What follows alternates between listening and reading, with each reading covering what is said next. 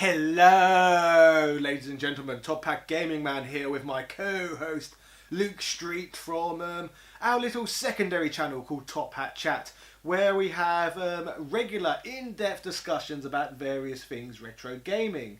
About 6 months ago, though, on my own channel, I made a little video about how I felt the original Xbox ruined everything. And a common response I've got over the month since it's been uploaded is about, no, the Xbox didn't ruin everything, the PlayStation 2 ruined everything. So we're going to be talking about that today. Okay, so is there anything that you feel didn't ruin everything? That's a tough question, but I'm going to say no, because everything has contributed to ruining everything in some way, shape or form. So everything's ruined everything, including me, I would expect. It's a shame they weren't your ideas, otherwise it'll be perfect. Yes. Yeah, okay. So, specifically, the PS2 ruined everything. Do you care to elaborate at all? Okay, let's try and do this. I suppose in order to give this context, I'd have to briefly talk about again how the original Xbox ruined everything. Okay. And basically, I was quite happy with my gaming before that generation of consoles. Everything was kind of, I suppose, trying to play catch up with the arcade to some degree. Anyway, so the Dreamcast was finally the console that had arguably caught up with the arcade because it could have pretty much arcade perfect games on the platform. Okay, I tend to agree with that point, I suppose. Yeah. So after that, there became a paradigm shift in gaming where consoles stopped trying to play catch up with the arcade and instead became underpowered PCs instead. So they were trying to start chasing the PC instead of the arcade. Yeah, okay. So my argument was that the original Xbox changed gaming in a way that, like I said, it was chasing the PC.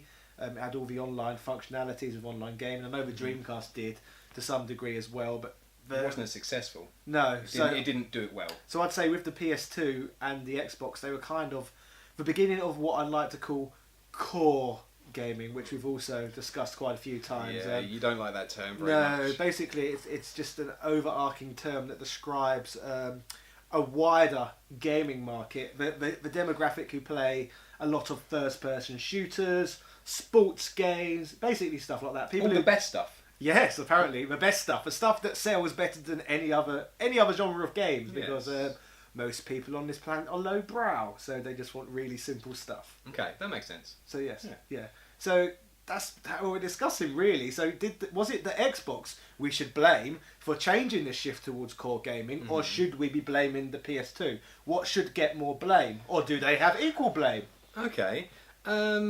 See, we did the Xbox one on Top Hat Chat. We talked about it on Top Hat Chat as well, yes. We spoke about it in our spare time as well, after we shot the video and got it out there and read a few of the comments together and stuff like that. And it's kind of like, okay, people tend to vaguely agree. And I didn't get a lot of the heat that I know your video got. Probably not, no. So what were the main points that came up in the comments section of your video then? Can you remember any of them? You're just a Sony fanboy. You're a Nintendo fanboy. You hate Microsoft. Why do you all hate Microsoft? Blah blah blah. Basically, whenever I upload a video as what's negatively attached to any brand, the user base generally just tries to claim I'm doing it because I'm a fanboy of the opposing brand. That's generally what happens. And is that why we did the video where we said we hate fanboys, pretty much? Yeah. So I should imagine there'd be lots of not Microsoft, there'd be lots of Sony fanboys who watched it, who won't watch this video, and they would simply write loads of abusive comments about how we're apparently Microsoft fanboys or Nintendo fanboys. Okay, that does make a lot of sense. That's what's going to happen, I'll tell you now. Yeah? Yes. Is that your prediction? That is my prediction. Okay, to be fair, I'm not going to argue with your prediction, because I have a feeling that's probably what is going to happen. So let's talk about my negative experiences with the PlayStation 2. Okay, yeah, go on then, because I didn't have any. Because it's more than just clickbait. This video, you didn't. You just really enjoyed it. I loved my PS2. Really? Yeah. This was the first generation of systems where I had everything. Oh, okay. Yeah, I had everything. Yeah, because I had a reason to have everything. See, you say you had a reason to have everything. I look at it the other way round. I bought all four systems: the Dreamcast, the Xbox, the PS2, and the GameCube. And I felt that the only reason I needed so many was because gaming just wasn't offering enough in terms of diversity at the time. Like, this is why I didn't like the PS2 at the time. Okay, go. Basically, the system was released, and for me, at least the games that was marketed at the forefront of the platform, they were all very samey. They was all very, you know what I mean, like very 18 rating. All the stuff they was pushing to the forefront were games like Grand Theft Auto and stuff like that. That was all the stuff that was being pushed right to the front. I love that game. I love it as well. That is what I do love. Yeah. But only GTA 3. I wasn't stupid enough to want to play Vice City or San Andreas or all the Vice City stories, San Andreas stories, all the nonsense like that. GTA 3, once I played it, I was playing it. That was enough GTA for that generation for me. GTA 3 was the pinnacle, I feel. I didn't feel the need to go and play the other GTAs because one's enough. Surely. Fair enough, okay. And that's kind of one of the annoying things about core gaming. You get all these really idiotic people who buy the same franchise year in and year out, and that generation of consoles felt like that was the beginning of that nonsense. Yeah, okay. Because you did still have that before, but mainly with sports titles. Yeah, I suppose. Yeah, okay. Oh, that makes sense. What else? What else about the PS2? One thing I did used to like was its DVD functionality. That was handy.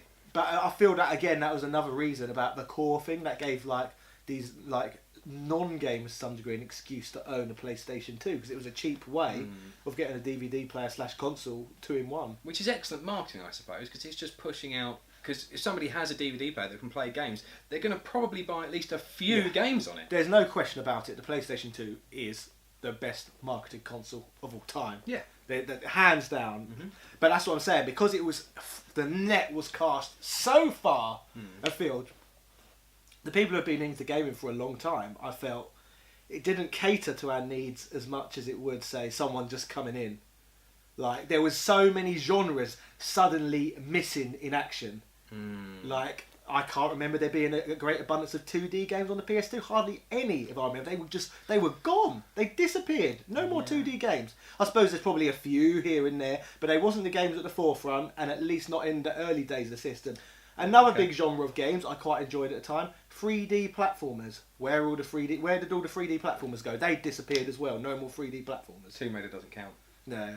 But you know, mascot platformers. Yeah, okay, like yeah. The Marios, the Banjo-Kazooies, Crash, Spyro.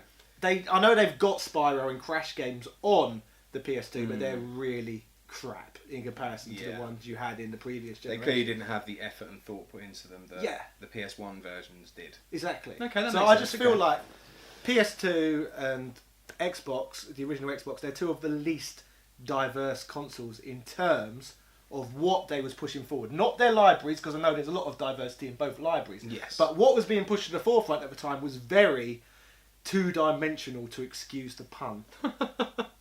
Okay. I can see your point, annoyingly enough. And I can see why you would be frustrated.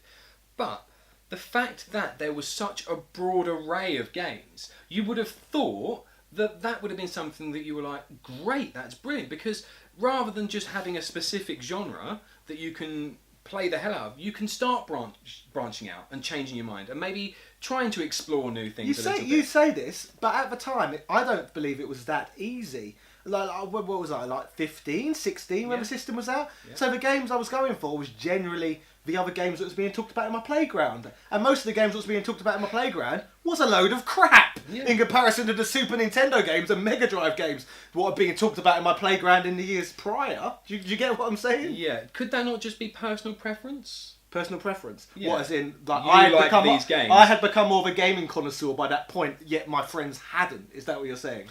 Maybe-ish. I think you've tried to put a positive spin on a negative comment. To be honest, which is very politician-y of you. So Indeed. Well done. You've done well. Thank you. But I'm going to make the point again and say you liked a specific type of games, right? And your friends at the time were going, well, actually, I like those games as well, but I'm going to try these ones. And you said, oh, I've looked at them and no, I don't really like them. That isn't what happened though. I honestly did try to get into these AAA core games. I really did. But it was only, I gave it a year, maybe a year, I realised these games aren't for me. Gaming appears to be going downhill. For me, as an individual. Yes. So it's an individualised problem. Because I know that when I loved my PS2. But we say this is an individualised problem. This problem, if we want to refer to it as a problem, is still going on to this day. Microsoft and Sony are still going back and forth with two platforms, and again, they're pretty much exactly the same thing. They're not trying to stand out from the pack. They're just trying to let's put out an underpowered PC. That's what they're basically doing, and they've been doing that ever since. Yeah. Nothing creative. Let's try and make something semi-powerful because we don't want it to be expensive. Otherwise, no one would buy from us.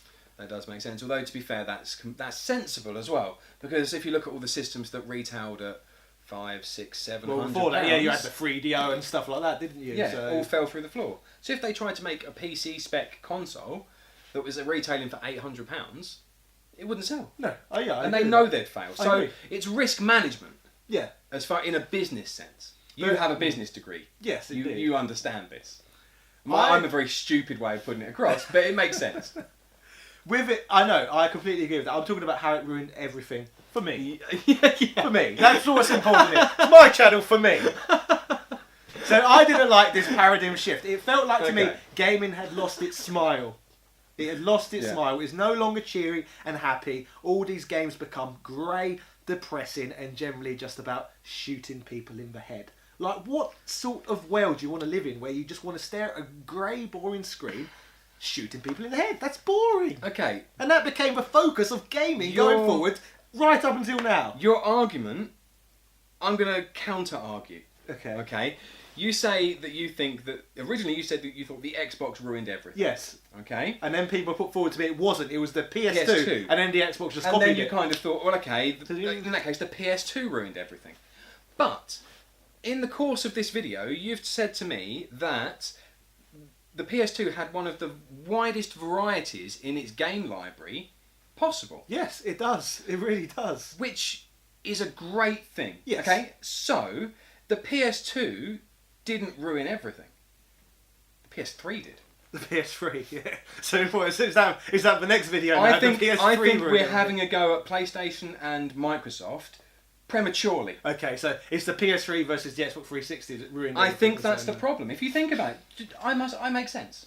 Maybe that was when the paradigm started to shift. Then and then they didn't change anymore. That's what I'm saying. So it was interesting at first because it was something new and it hadn't been done. Yes. But then after that, this works. We're never going to change. Exactly, and I think that's possibly what the problem is. I think that the PS2 actually is one of the greatest consoles, not just in marketing but also in library, ever to exist. And the competition at that time was great. Really, there was a lot of difference between the Xbox and the PS2 as far as the libraries, because they had their exclusive libraries. The GameCube was in there as well. That had exclusivity beyond both. They definitely had the most good exclusives, in my opinion. Yeah, and after that is when it started to change. And then they started to go, well, actually, these bits we're not going to make anymore. And they're the bits that you like. And they're the bits a lot of people liked. And that's when they started going very one-dimensional in what they were doing. To be fair, there was the PS3 and there was the 360, but I don't have the same gripe with that generation because Nintendo released the Wii. And the Wii had a lot more interesting factors to it than the GameCube could ever offer. The GameCube had nothing that stood out about it, literally nothing.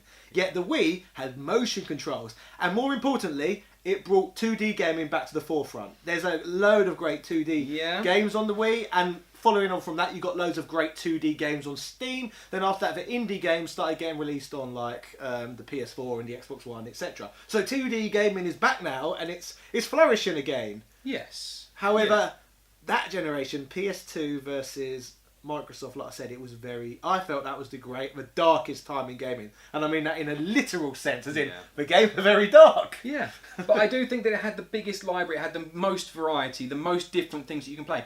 And I think that the argument has to move on. I don't know if it does. Next one. Let's talk about this again. It's got a lot of games, like a ridiculous amount of games, but in terms of a variety of content, I don't know in terms of genre whether it does have that many, because like I said, nearly all of the games are only in you play them all three-dimensional pretty much. I know there are some 2D games, the majority of them are three-dimensional, and they're bloody ugly on top of that as well. Yeah. Really ugly. But the thing is, they did exist, so they were purchasable. It was only when you started getting a little bit further on that it started to become a real issue where actually you couldn't really find good ones anymore.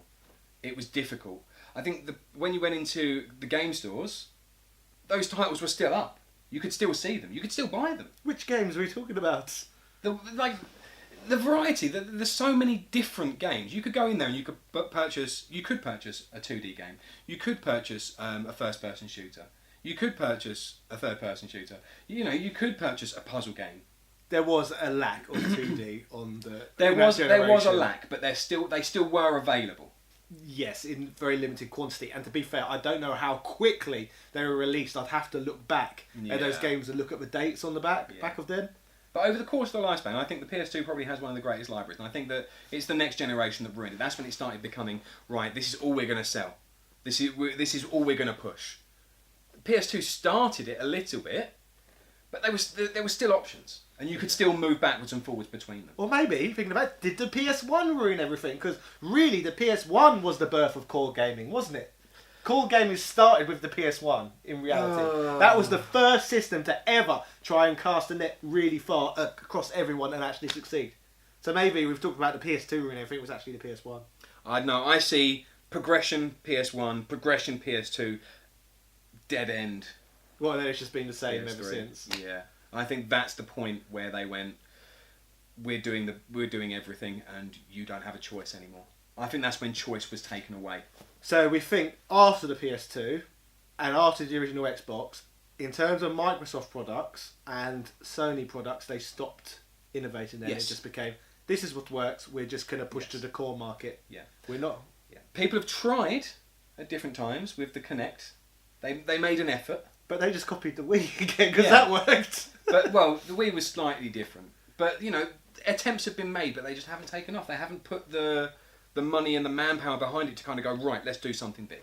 Saying that, they tried VR. They're playing safe. PlayStation 4 tried VR. They've tried VR. So they try. They're still trying occasionally, but they're not throwing enough weight behind it. But we say is like I said, the PS2 ruining everything. But the PS3 didn't innovate, really. It had like those motion-y things as well. Oh, I suppose it did. But again, we're moaning about these products, like the Sony products and Microsoft products. Maybe it's just the general public ruined everything. Yes, it was you. So yes, I say the general public ruined everything. So yes, ladies and gentlemen, I think should we conclude on that? I think I vaguely made a decent statement actually for a change, and we've come to a decent conclusion. Okay, if you enjoyed this absolute nonsense, then you can get regular videos just like this over on the secondary channel Top Hat Chat. Also, if you would like to join us personally for a mass debate tonight, then you can catch up with us at twitch.tv/Top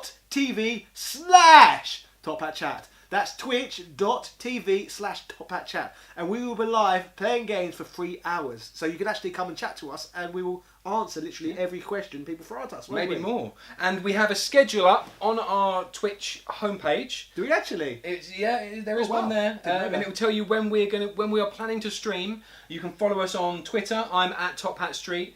You are? At Top Hat Gaming Man. You can follow us on Twitter and we'll give you live updates there of surprise streams and stuff that we're doing and even future content that we're making. But yes, if you're literally watching this now, like if you've seen this video like come up on your phone, as in it's a brand new video, then we're literally about to stream at 8 PM British summertime. Is that what we call the time, British summertime? I don't know. I always see it as GMT plus one, which makes us sound like Dave. Okay. So yes, join us at 8 PM GMT plus 1. Yeah, what's that in American time? I don't care. No, neither do I. Yeah. Anyway, ladies and gentlemen, let us know what you think about the PlayStation 2. If you think it ruined everything, or if not, what did ruin everything? Was it me? Yes. Okay. Cheerio.